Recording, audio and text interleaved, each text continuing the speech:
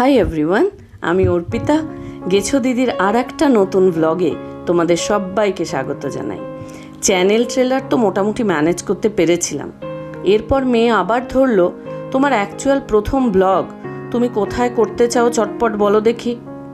আমি না 1 মিনিট চুপ করে ভাবছিলাম, তারপরেই ইনস্ট্যান্ট কেমন গড়ের মাঠের কথা মনে পড়ে গেল। ছোটবেলায় যখন গরম আর পুজোর ছুটিতে ত্রিপুরা থেকে কলকাতায় আসতাম, একটা বিশাল আকর্ষণ ছিল আমাদের গড়ের মাঠ। বাবার হাত ধরে আমরা 2 বোন আসতাম এই মাঠে।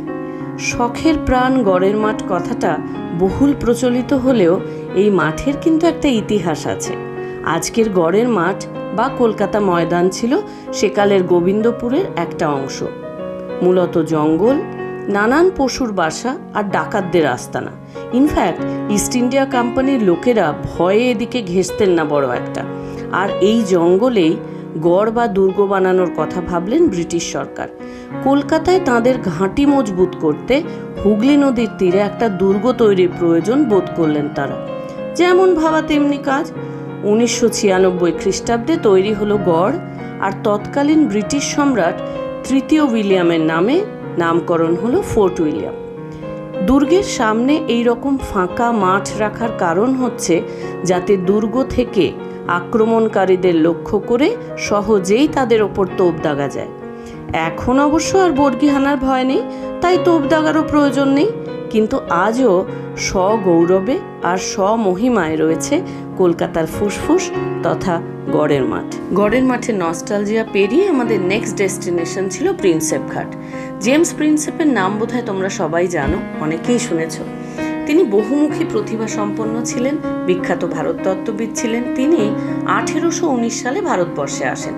1829 সালে কলকাতা ট্যাক্সশালের অ্যাসে মাস্টার হিসেবে তিনি যোগদান করেন এবং একই সঙ্গে এশিয়াটিক সোসাইটির বাংলা শাখার সচিব পদেও কার্যভার গ্রহণ করেন। এই সময়কালে তিনি অনেক কাজ করেছিলেন।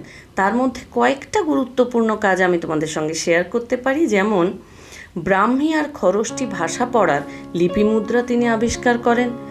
একই রকম ওজন এবং মাপের ধাতু মুদ্রার প্রচলন করেন। হুগলি নদী ও সুন্দরবনের সংযোগ রক্ষাকালী সার্কুলার ক্যানেন খনন করেন। জেমস প্রিন্সেপের মৃত্যুর পর কলকাতার নাগরিকরা প্রায় 12,000 টাকায় হুগলি নদীর পূর্ব তীরে তাঁর স্মরণে এই সুন্দর সৌধটা তৈরি করেন। কলকাতায় তখন যত বিশিষ্ট ব্যক্তিরা কলকাতায় জাহাজে করে আসতেন, তারা কিন্তু এই ঘাটেই পদার্পণ করতেন। এই ঘাটের সঙ্গে একটা গানের স্মৃতি আমার ভীষণ আছে। পরিণীতা সিনেমার একটা বিখ্যাত সুন্দর গান, আমার দারুণ লাগে গানটা। লা লা লা হা হা হা লা লা লা লা লা লা। পিও বলে পিয়া বলে জানো না, জিয়া ডোলে হলে হলে क्यों ये डोले जानो ना। दिल की जो बातें हैं बातें जो दिल की है, दिल ही में रखना पिया। लब तो ना खोलो मैं खोलूं ना लब तो, पर आँखों से सब कह दिया। पियो बोले पिया बोले क्यों ये डोले जानो ना, जिया डोले हौले हौले क्यों ये डोले জানো না। এই দারুণ গিটারটা কিন্তু আমার মেয়ে বাজিয়েছে, ও বেশ ভালোই বাজায়। প্রত্যেকবার প্রিন্সেপ ঘাটে আসি, প্রত্যেকবার আমার দারুণ লাগে। ইনফ্যাক্ট প্রিন্সেপ ঘাটকে সকালে দেখতে একরকম সুন্দর লাগে। তোমরা যদি সূর্য ডোবার সময় আসো তখন অসাধারণ সুন্দর হয়, একদম হলুদ আভায় চারিদিকটা আলোকিত হয়ে ওঠে। আর সন্ধ্যের পরে যদি আসো তখন এত সুন্দর লাইট হয়। সন্ধ্যের পরেও কিন্তু প্রিন্সেপ ঘাট আসতে ভীষণ ভালো লাগে। প্রিন্সেপ ঘাটে যারাই বেড়াতে আসবে, প্রিন্সেপ ঘাটের ঠিক পেছনে একটা চক্ররেল স্টেশন আছে, সেটা দেখতে কিন্তু ভুলো না। চক্ররেল স্টেশনটা রেল লাইনটা ক্রস করলেই সুন্দর গঙ্গার ঘাট, সেখানে বসে থাকতে ভীষণ ভালো লাগে। In fact Kolkata port commissioners railway একটা ব্রডগেজ পোর্ট রেলওয়ে বানায়, যেটা 1875 সাল থেকে উত্তরে চিতপুর থেকে কিদারপুর ডক পর্যন্ত হুগলির তীর বরাবর কলকাতার ডক এলাকায় পরিষেবা প্রদান করত। 1875 সালে কলকাতা মিউনিসিপ্যাল রেলওয়ের তৎকালীন টার্মিনাস ছিল বাগবাজার। সেখান থেকে বর্তমান নিমির বাহার ঘাট পর্যন্ত প্রথম সিপিসিআর লাইনটা চালু হয়। হুগলি নদীর পল্লী পড়ে যাওয়ায় এবং বড় জাহাজের দুর্গমতার কারণে বেশিরভাগ সিপিসিআর লাইন কিন্তু ব্যবহার করা যেত না। এদিকে কলকাতার ক্রমবর্ধমান জনসংখ্যা তো বেড়েই চলেছিল এবং ট্রাফিক সমস্যাও শুরু হয়েছিল। এই কারণে নতুন একটা যাতায়াত সমাধানের কথা কিন্তু ভাবতে বাধ্য হয়েছিল তৎকালীন সরকার।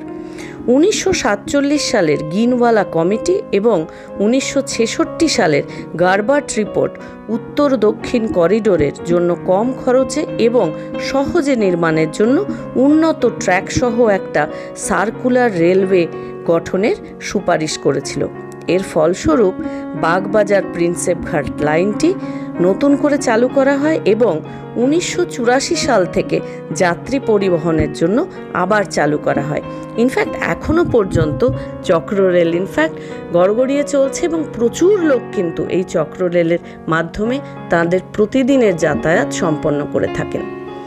তো সব তো আমাদের বেড়ানো হলো, সারাদিনের গড়ের মাঠে গেলাম, নস্টালজিয়া হলো, তারপরে প্রিন্সেপ ঘাট এলাম, তারপরে চক্ররেল সম্পর্কে মেয়েকে অনেকটাই বললাম।